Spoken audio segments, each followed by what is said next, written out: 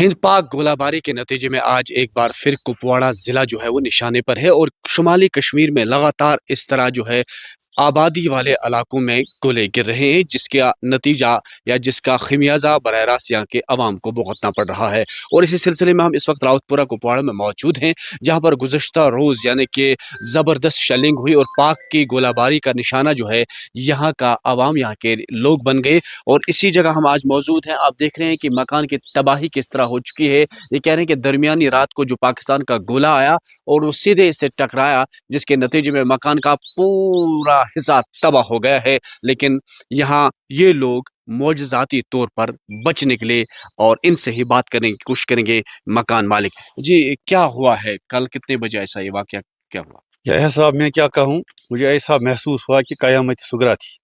रात के 12:15 बजे शेलिंग शुरू हुई तो हम मकान में बैठे थे तो वहाँ से एक शल आया जो मेरी इस गोला एक आया वहाँ से जो यहाँ मेरी इस ज़मीन में गिरा मकान के नज़दीक। तो इसे आप खुद देखते हैं कि मकान को कितना नुकसान हुआ। तो हम बिल्कुल यहाँ से मैंने अपने बच्चों को उठाया और हम कुपवाड़ा की तरफ रवाना हो गए। जिस वक्त गोला आया क्या आप उस वक्त अपने ही मकान में? बिल्कुल, यह साहब मैं क्या कहूँ, बिल्कुल हम मकान में मौजूद थे और जो ही गोला गिरा तो हम उसी वक्त एकदम मैंने गाड़ी स्टार्ट की और अपने जो फैमिली है उनको अपने साथ उठाया और हम कुपवाड़ा की तरफ रवाना हुए। किस तरह का धमाका हुआ, कितना बड़ा ये धमाका हो उस वक्त? यह ऐसा मुझे ऐसा महसूस हुआ कि मकान पूरी तरह से ख़त्म हो गया।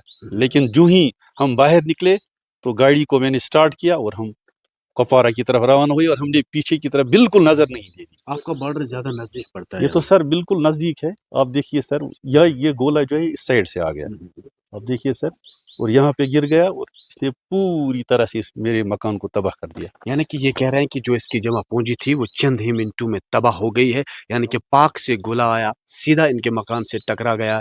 लेकिन इसमें सबसे अहम बात यह है कि ये लोग मोजज़ाती तौर पर बच निकले। यानी कि न्यूज़ 18 की टीम ग्राउंड पर है आज और हम देखने की कोशिश करेंगे कि आबादी वाले इलाकों में किस तरह का नुकसान पाक की फायरिंग से हो रहा है। नेटवर्क 18 के लिए लाइन ऑफ कंट्रोल से याह्या सुल्तान।